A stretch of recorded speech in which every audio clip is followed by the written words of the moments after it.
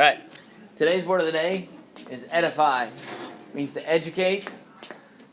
Antonym, confuse. The teacher hoped through her speech about good citizenship would edify her students and encourage them to contribute to their communities. Anybody know who this guy is? Yeah. Who is it, Miss Barnes? Who is it, Mr. Bloomer? From Parks and Recreation. Yeah. You know his name? I don't remember. Nobody knows his name? All I right. knew what it was. Miss Barnes, you know his name now? No. No? Yeah. I'm gonna take a guess. Phil. Ooh, good try. His name's Ron. Yeah. Ron Swanson. He's got some interesting perspective. He works for a government, a local government agency, but he's really anti-government. He's kind of a pessimist. He's an interesting guy, though. All right. Kind of ethnocentric of him to say that anything before 1776 is no good. So he's talking about democracy there, meaning that the only type of government that's good is democracy. All right, Miss Barnes, you got a question? No, I was going to. All right. Other synonyms, yes. Learn. Learn. I think learn. We passed on learn last hour because it's more on the receiving end here. It needs to be on the giving end for the synonym. Miss Greta. Teach. There you go. So you would learn from somebody that teaches you, right? We got one more. Ms. Oaks? Inform. Teach and inform. Part of speech. Drew. It is a verb. It's an action. Doing something. You're edifying. Something you do to edify. Confuse. Yep. Mislead. Mislead. You got one more?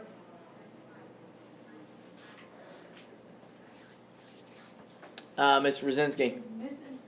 Misinform. I guess you could say that, yeah. Discombobulate. Flabbergast. I like those. All right. What are we doing with our writing? We got numbers again. Remember our rules. We ran into an issue last hour. If it's a number, nice round number above 100, you're still going to spell it out. If it's a specific number above 100, then you're going to use your numbers there. Okay, so keep that in the back of your mind. Our sentence context is how much does it cost to raise a child from birth to 18, the age 18? Anybody want to take a guess? Ms. Genesis? $10,000, a little bit more expensive than that. Good try. Yes, Carson? Isn't it like 17,000? 17,000. Again, we're going from birth to age 18, all the way through to age 18. 100,000. We're getting closer. Ms. Rosinski? 76,000. No, you're going farther away. Yes, Ms. Greta? 125,000. One more. 250. Tyler's the closest one. It's $233,000. $233,610 is what they have. So they say it pays to plan ahead. They say when you break it down into, I think, years, what's the yearly expense? It says it's about $13,000 a year. All right, $13,000 a year. It also talks about how much it costs us if you want to, instead of having a child, have a pet. So some people go that direction. The first year cost of pet ownership can be anywhere between $1,400 to $4,300. And you thought a pet was cheap. No, they're pretty expensive. And it also has some interesting information that I never heard of before. It says that if you're asking for a pet and you've newly acquired a dog, you can actually ask your employer for puppy parental leave. It says more and more companies are offering paternity leave to allow employees to bond with their new pets. Paternity leave. I imagine some of these companies that are out west, they usually, dogs and businesses go hand in hand. All right, that's our sentence context. You can write anything from how much it costs to raise a child from 0 to 18 to $13,000 a year, per year, or you can write about raising a pet. a dog instead. Sound good? Ms. Barnes? For the word of the day, could you put edifying? Yeah, you can change it to that way. Yeah.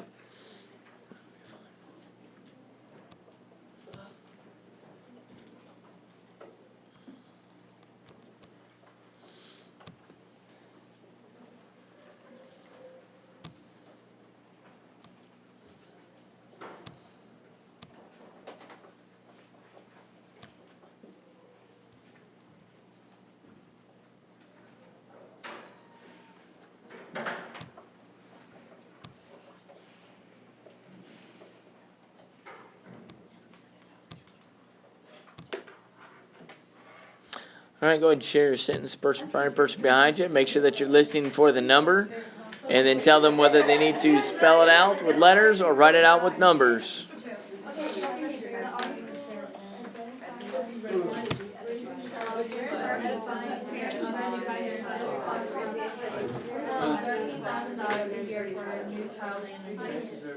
Dude, that's really good, right? That's good. I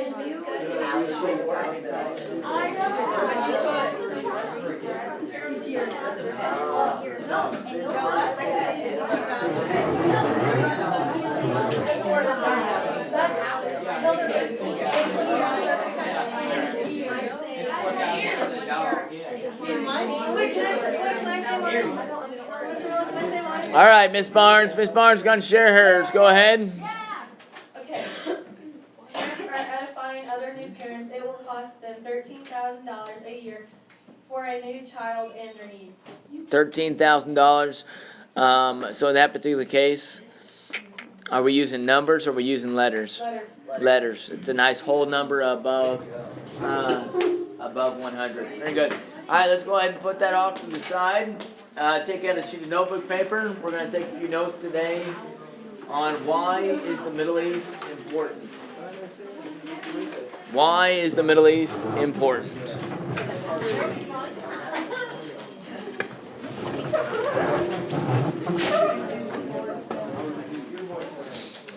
I do encourage you to have line just left of center, dual column formatting for our notes. With our notes today, I mostly put imagery up there, not a lot of written details on the board, so it doesn't even give you an opportunity to have to copy words down from the board. You will have your main thoughts, main points listed at the top, and then maybe listening to some of the things that I say, that gives you an opportunity to write some details out to the right-hand side. Sound good? So list the headings on the left, and then you have to listen to some of the things that I say to get the details for the right side of your notes. Okay? All right. Anybody off the top of their head have any ideas of how we could answer this question? Why is the Middle East important? Tyler? Because it contains a lot of resources like oils and... Very good.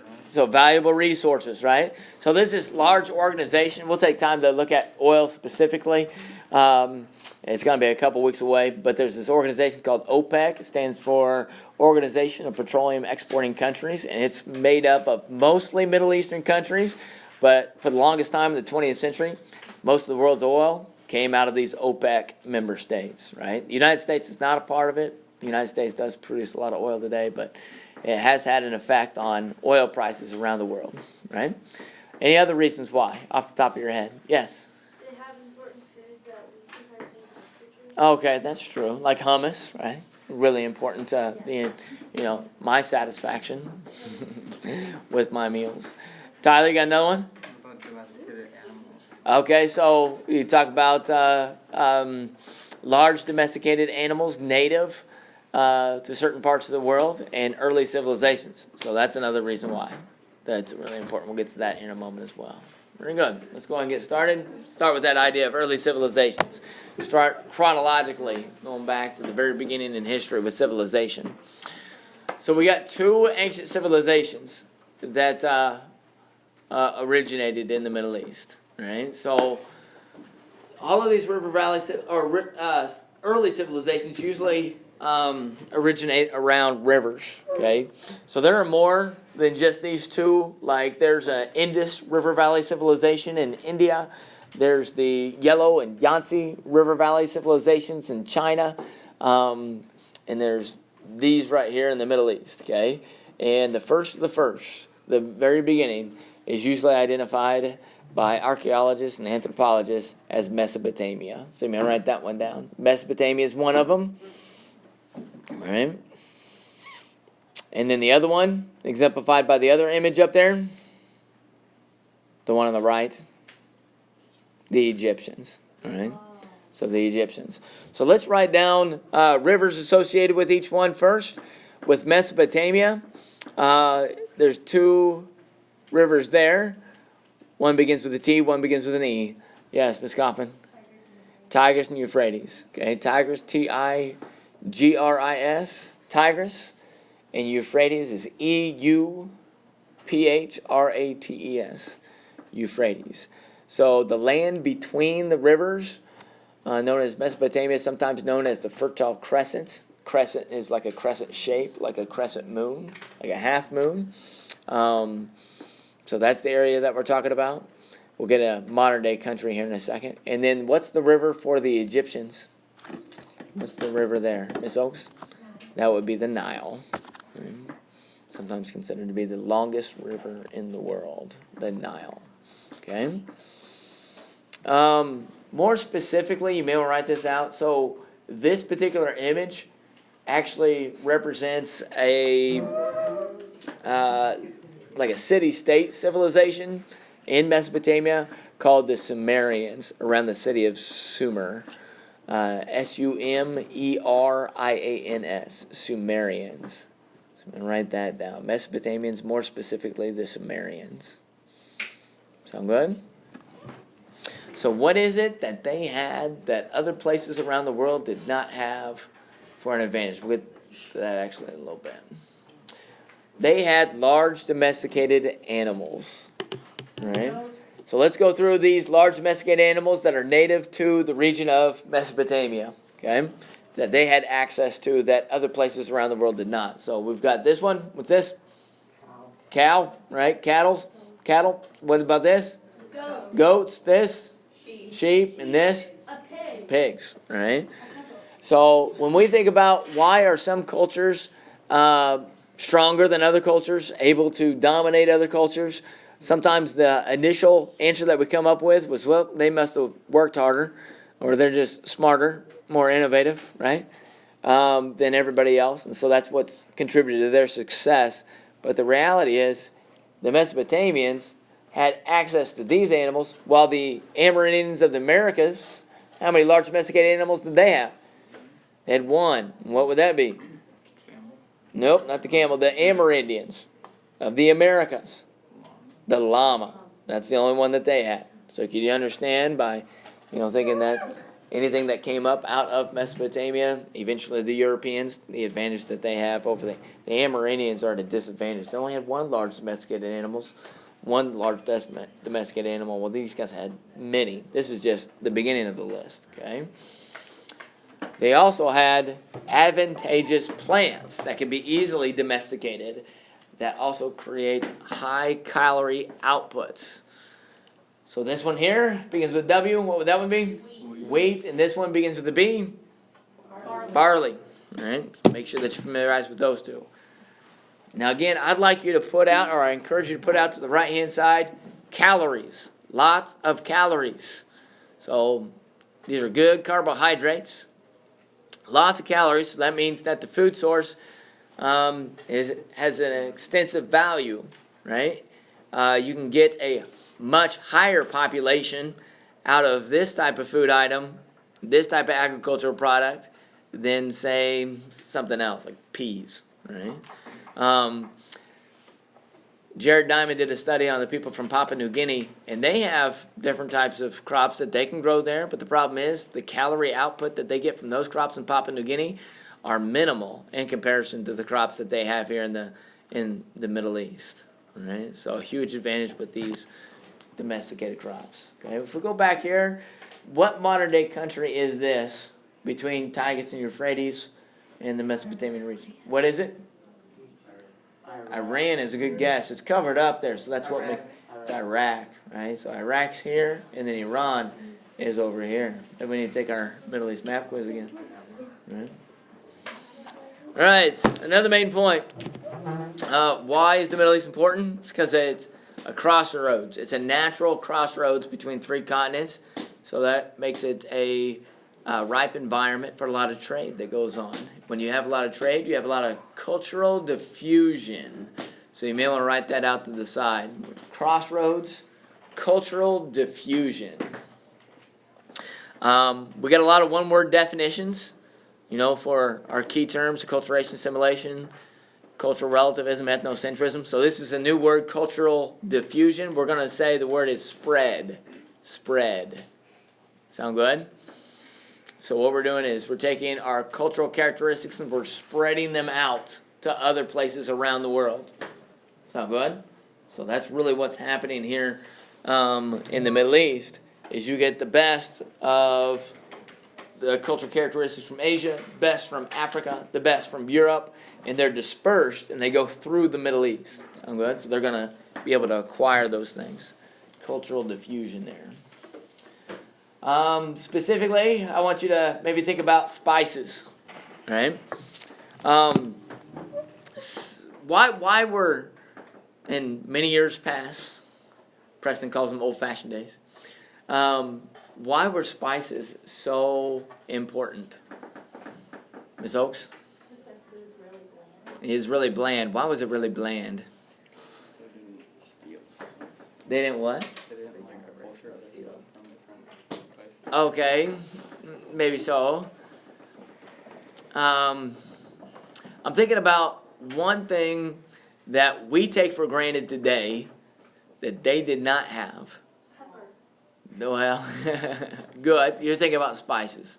All right, I'm thinking about it like a mechanism that we have in our homes that relates to food that really contributes to its longevity. What would that be, Cheyenne?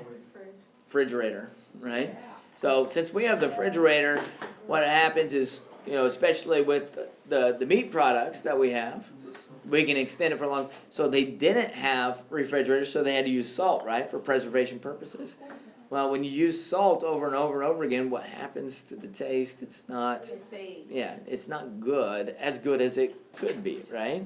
So the need for spices was accentuated at that point in time in history. Sometimes we don't necessarily, we take that stuff for granted. We don't think of spices like they thought about spices, right?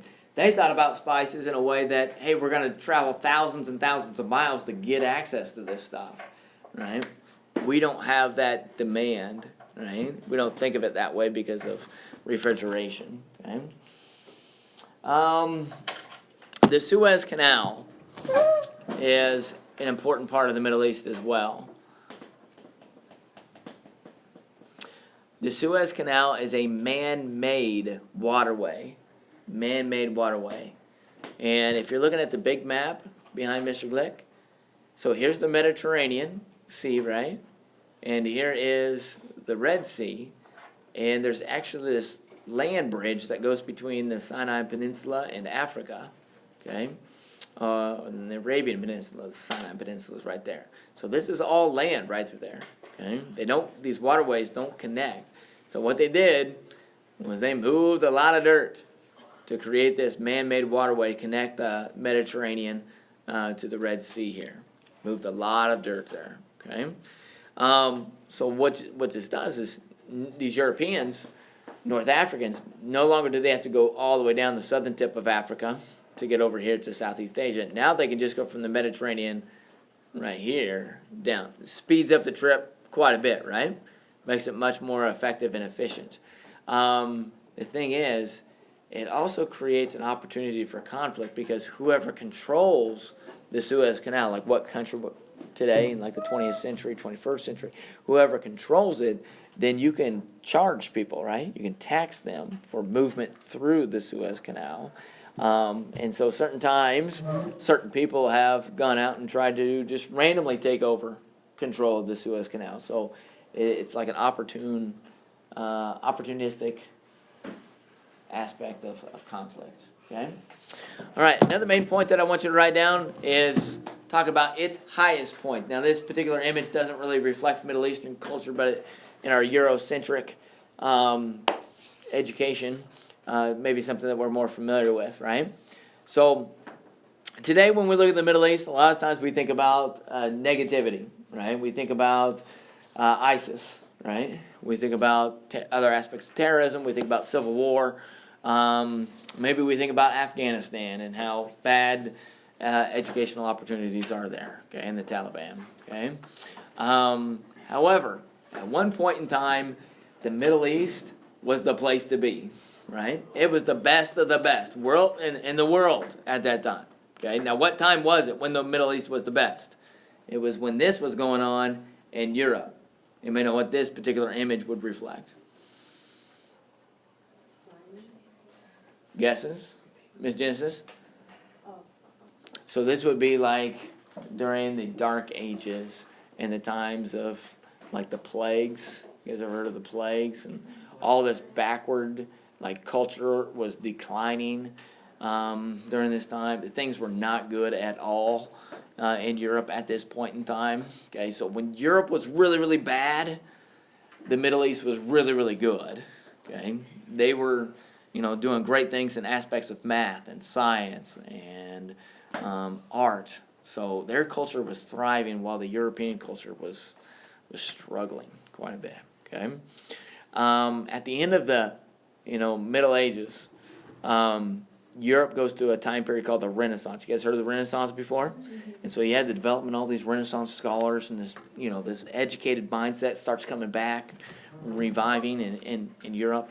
A lot of those ideas that sparked the Renaissance, at least some of those ideas, actually originated in the Middle East with Middle Eastern scholars.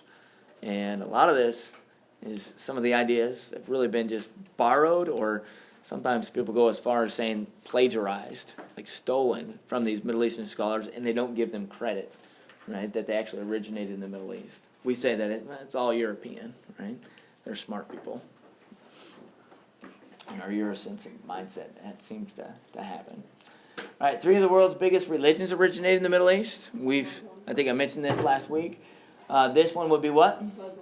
Yep, Islam. So followers of Islam are Muslims, right? And this one would be what? Judaism. Followers of Judaism are known as Jews, right? And then this one would be Christianity. Followers of Christianity, Christians, right? So we will talk more about these monotheistic faiths next week. What does monotheism mean? Belief in one God, right? Oil, like Tyler mentioned, is another reason why the Middle East is so important. They set this on fire. They do. Yeah. So, because of the amount of oil that the Middle Eastern countries produce, it's a valuable resource. It's non-renewable. The demand for it is really high. Some people say that our lifestyle, our economy here in the United States, some people have said in the past that it floats on a bed of oil, meaning that you take oil out from underneath us. As Americans, we would struggle quite a bit. So there for an extended period of time in the 20th century, we relied upon a lot of oil from the Middle East. Now, we don't do so much rely upon them today. The video last week said what? Where do we get most of our oil? First off, we produce half of it, right? And then the other half, a large portion of that, comes from Canada, right? So we don't rely upon it as much as we used to, but it's still a big part of the world's economy, okay? On Monday, we're going to look at an article called The Middle East Mess, and it reflects upon some of these ideas. There's a lot of conflict in the Middle East. This is pretty much taken care of now, but it would reflect this idea of a terrorist group. What's a terrorist group? Nope, good try. ISIS. So Osama bin Laden would be Al-Qaeda, right? So this is ISIS. This is more recent history than Al-Qaeda. This is a president of Syria. His name is Assad. You may want to write his name down. Bashir al-Assad. A-S-S-A-D. Assad. He's the president of Syria, and he's been the president for quite a long time now. And he's in the midst of a civil war. There was a lot of people that didn't like him as president, and they tried to overthrow him. And he's survived. His forces have been able to push back and get these rebel forces in Syria in this civil war, and he's almost concluded the war. It's almost over. There's not much left of this opposition force against them. But he's been known to use chemical weapons on his opposition forces, on his own people there in Syria. Chemical weaponry has been banned by the United Nations for many, many years. Many, many years. Okay? Because it's got a exponential harmful component to it. Like, it not only harms the people immediately, but it's got generational effects, birth defects, cancers, those type of things. So it's been banned, and he's been known to use it a couple different times. Okay, so because of the civil war that's going on in Syria, a lot of people flee, and that creates this. This would be the refugee crisis. Refugee crisis. So where do they go? A lot of them end up in either other Middle Eastern countries, or they end up across the Mediterranean in Europe. So a lot of these European countries are struggling to take these refugees in, to have enough resources to fulfill their needs, and then a lot of them are in conflict with one another, thinking that they should delegate and split out the responsibilities instead of having just these coastal countries take all of the brunt of it, that they should try to have other European countries that are part of the European Union take responsibility there. This last area of conflict, what do you think this is? Not Russia. So we're still in the Middle East here. Atomic bomb. Yeah, nuclear weaponry, right? So it's focused on one particular country in the Middle East that begins with an I. Not Iraq. Israel. It'd be Iran. Yep. Iran. So over the past quite a few, with our relationship with countries in the Middle East, our relationship with Iran is not very good. Right? It's probably one of the weakest relationships when it comes to Middle Eastern countries. Okay. And that goes back to like the 1970s, okay? And recently what we've had is like negotiations with economic sanctions and their ability to create nuclear weaponry. And there was a deal in place at one point in time. We're not finished yet, guys. I'm not sure where we're going. We would say that we would take economic sanctions like tariffs and taxes off of them as long as they pledge not to enrich uranium, which is needed to create a nuclear weapon beyond a certain point. Recently, we kind of got out of that deal, so they're like, let's start enriching uranium as much as we want, and we're like, we're going to tax you and tariff you, and we're going to tank your economy. So that's kind of the current state we're going. All right, this is the last thing. Israel. Another reason why the Middle East is so important, because the unrest, the conflict that's going on in Israel ever since, it's really goes back thousands of years, but more specifically, Israel was created as a nation at the conclusion of World War II. It's in the late 1940s, 1948, 1949 is what we're looking at. Okay, Israel is partitioned, meaning that it's split up into two different sections. Okay, so you've got a section for the Palestinians to live, and then you've got a section for the Israelis to live. Okay, the pink area up there is where the Palestinians were relegated to living after 1948. There's three different areas that I want you to be familiar with. This area down here, which is much smaller than what it is on the map here, is called the Gaza Strip. It's Gaza, Gaza Strip. This area here around Jerusalem is called the West Bank. The reason why it's called the West Bank, this river here is called the Jordan River. It's on the west side of that. So the West Bank. And this area up here is called the Golan Heights. Golan Heights. You can this thing, heights, up high. Okay? Heights. Golen. Or is it Golan? Golan. Golan. It's either an or en. Yeah, it's En. Golen. Okay?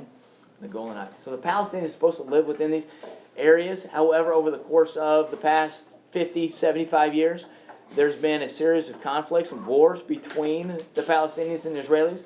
And every time the Israelis win, so every time the Palestinian territories they get smaller and smaller and smaller, and the Israelis begin to build up larger and larger settlements inside of these Palestinian territories, saying, hey, we won the war, we have a right to, build up settlements here. So it just keeps on building the conflict more and more and more between these two groups. Okay. All right, I think we'll skip the videos. I'll let you rest for just a few moments here. And I'll finish with 3 questions in just a moment. Does anybody have any questions before we finish up? Actually, imagine you don't. How many questions